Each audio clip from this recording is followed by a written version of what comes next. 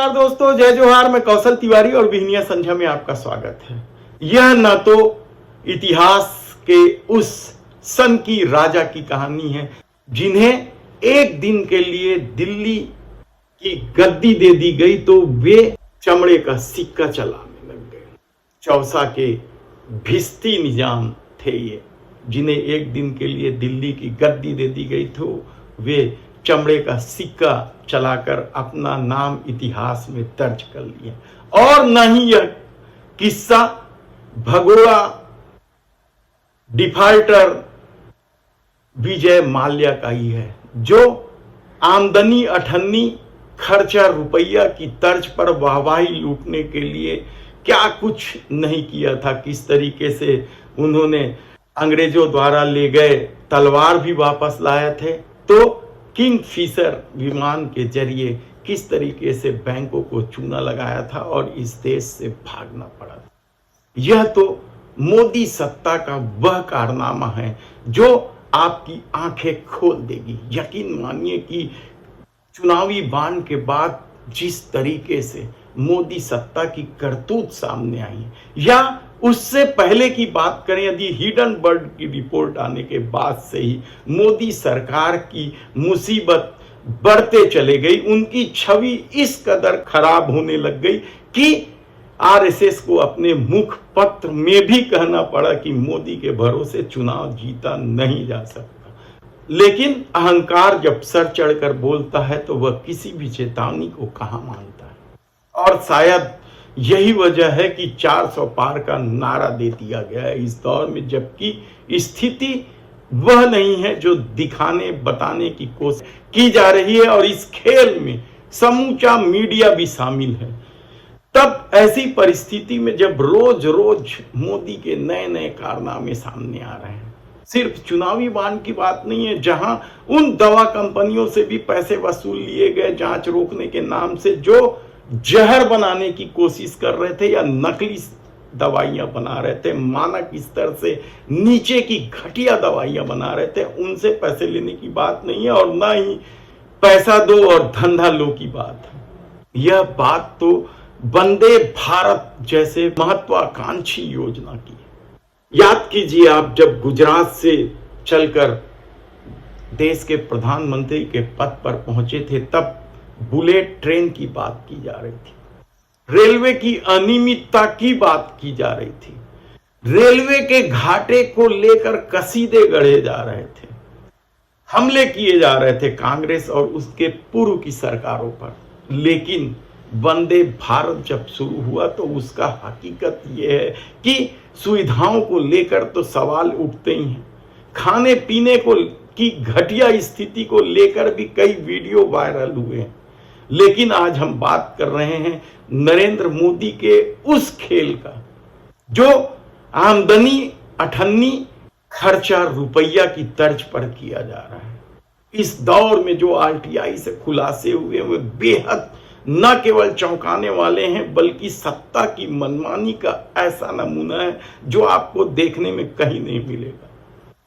यदि आप ticket cancel को लेकर जो आरटीआई की रिपोर्ट आई है वह जी समझ लें तो आप हैरान हो जाएंगे कि ट्रेनें तो ठीक से चल नहीं रही। आए दिन ट्रेनें रद्द कर दी जाती है केवल कोयला ढुलाई के लिए या दूसरे माल परिवहन के लिए। यात्रियों को परेशानी में डाल दिया जाता है।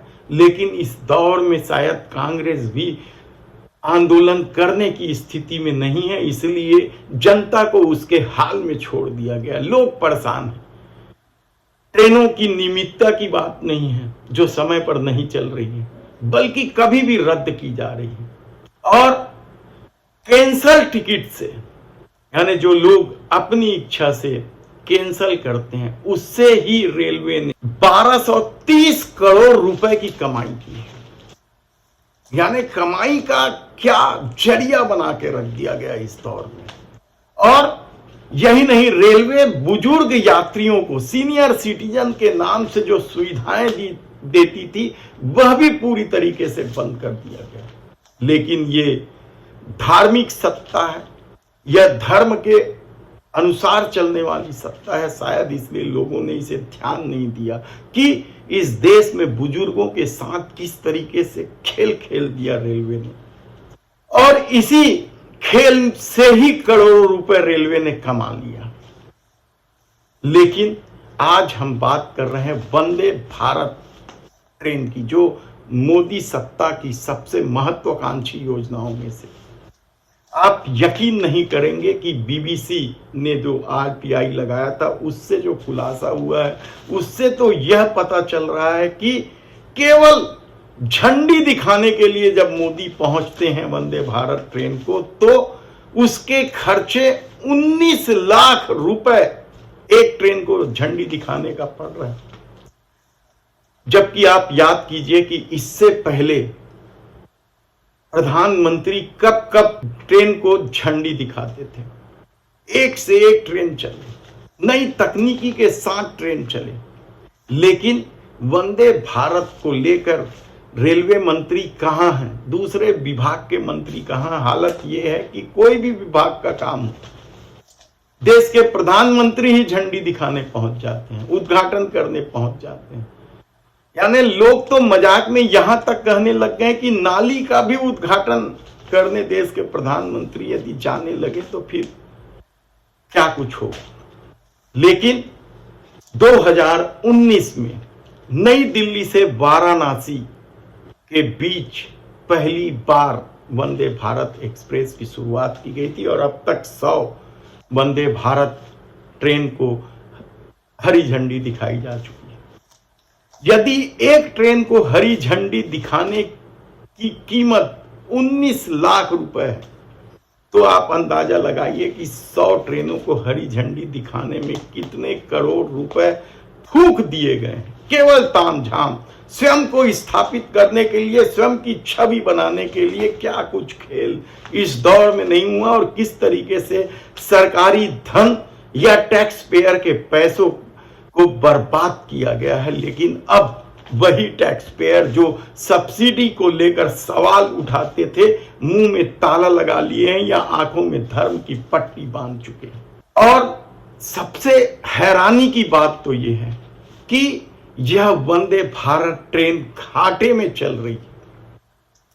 1 अप्रैल जो सूचना के अधिकार के तहत जानकारी मिली है, उसके अनुसार 1 अप्रैल 2023 से 31 जनवरी 2024 तक ट्रेन का खर्चा, इस ट्रेन को चलाने का खर्चा जो हुआ है वह 75 करोड़ 23 लाख रुपए खर्चा कर दिया गया, और इससे जो पैसे मिले हैं वह केवल 30 करोड़ रुपए, यानी डबल। आमदनी 98, खर्चा रुपया। वहीं दूसरी तरफ आप कहेंगे कि ये तो सभी यात्री ट्रेनों के साथ होता है, क्योंकि रेलवे के जो महाप्रबंधक मल्होत्रा हैं, जो प्रमुख हैं, वे कहते हैं कि हमारा ध्येय यात्रियों को सुविधा देना है, न कि आय करना है, पैसा कमाना है। हम तो पैसा माल ढुलाई में कमाते हैं। लेकिन क्या यह हकीकत है? यदि यह हकीकत है तो फिर वंदे भारत ट्रेन की टिकट की कीमत इतनी ज्यादा क्यों है कि आम आदमी सफर न कर सके? आमतौर पर यह कहा जाता था कि मध्यम वर्ग और उनसे गरीब वर्ग ही ट्रेनों की यात्रा करते हैं, पैसे वाले तो हवाई जहाज से उड़ जाते हैं या एसी में सफर करते हैं। तब ऐसी परिस्थिति में वंदे भारत चलाई किसके लिए जा रही है, और वह भी इस तरह घाटे से? आप कहेंगे कि सभी यात्री ट्रेनें घाटे में चलती होगी। नहीं, ऐसा नहीं। बेंगलुरु राजधानी एक्सप्रेस शताब्दी, न तो इसके उद्घाटन में वह तामझाम आपको देखने को मिला होगा, और न ही उतने खर्चे हुए होंगे, क्योंकि उस दौर में रेलवे अपने खर्चे से, अपने प्रचार के माध्यम से ही यात्री ट्रेनों का उद्घाटन करवा दिया करता था। इसकी सुविधाओं का प्रचार प्रसार वह जरूर करती थी। लेकिन वंदे भारत का जो प्रचार प्रसार है वह आप हैरान हो जाएंगे कि किस स्तर पर हो रहा है, और किस तरीके से टैक्स पेयर के पैसे बर्बाद किए जा रहे हैं केवल अपनी छवि बनाने के लिए। तो बेंगलुरु राजधानी शताब्दी जो है वो उसे चलाने में 68 करोड़ रुपए खर्च हुए, जबकि उस दौर में 143 करोड़ की कमाई हुई। इसी तरीके से एमपी शताब्दी एक्सप्रेस 35 करोड़ रुपए ही खर्च हुए, आमदनी 42 करोड़ रुपए हुआ। यानी आप सोचिए कि एक तरफ वह ट्रेन है जो अपने समय के नई टेक्नोलॉजी के साथ शुरू की गई थी, शताब्दी एक्सप्रेस हो, दुरंतो एक्सप्रेस हो, गरीब रथ हो, आपने इस तरह का तामझाम नहीं देखा होगा।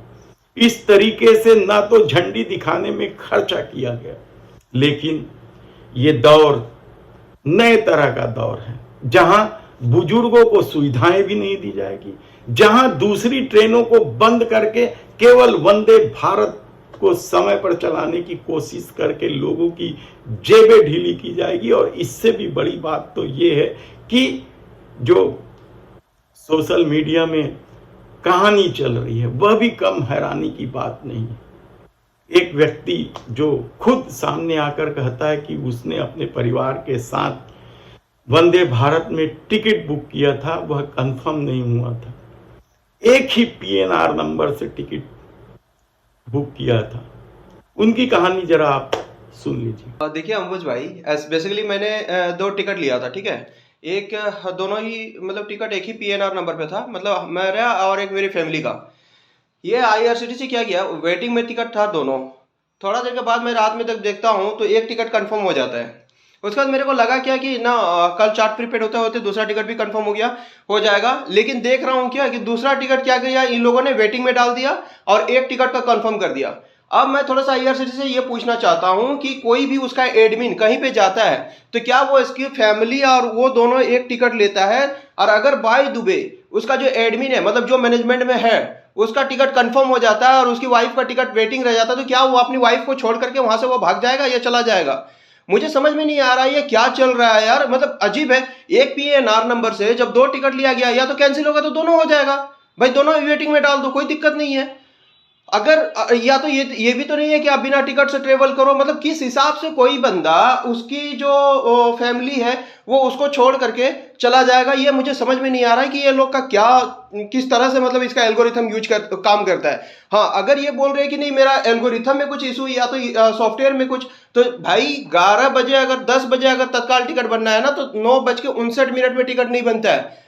तो फिर ये किस तरह से इसका वर्क कर रहा है? मतलब आप लोग सोचिए, गांव में जो ऑटो चलता है ना, तो ऑटो वाला भी कभी ऐसा कर सकता है कि 2 हस्बैंड वाइफ कहीं पे जा रहा हो और हस्बैंड को बोल रहा हो कि भाई तू बैठ जा, अपनी वाइफ को यहीं पे छोड़ जा। मतलब एक ही सीट मेरा ऑटो में बचा हुआ है, तो तू एक काम कर, तू बैठ जा, तेरी वाइफ को यहीं पे छोड़ दे। ऐसा कभी साला एक ऑटो वाला नहीं कर रहा है। मुझे समझ में नहीं आ रहा है कि ये आईआरसीटीसी का क्या ये नियम है और किस तरह से। ओवरऑल मैंने टिकट छोड़ दिया। मेरा मैंने टिकट में जो खर्चा हुआ था, सेकंड एसी का टिकट था, वो तो टिकट मेरा गया, कुछ नहीं। और कोई भी बंदा, मेरे को नहीं लग रहा है कि कोई भी बंदा इस तरह से कर सकता है कि उसका एक टिकट कंफर्म हो जाए तो वो अपना फैमिली को छोड़ करके अपने से चला जाए। ऐसा तो दुनिया में कोई नहीं हो सकता है। पता नहीं, मैं इस बात को लेकर के मैं मेल भी किया हूं और आगे मैं कंज्यूमर कोर्ट में भी इस चीज का एप्लीकेशन डालूंगा। तो छवि चमकाने के लिए क्या कुछ खेल नहीं खेला जा रहा है, किस तरीके से सरकारी पैसों का दुरुपयोग किया जा रहा है, किस तरीके से अनियमित ट्रेनों ने लोगों का जीवन मुश्किल कर दिया है। तो दूसरी तरफ देश के प्रधानमंत्री नरेंद्र मोदी की अपनी ठसक है। देखना है कि 400 पार होगा कि नहीं। धन्यवाद।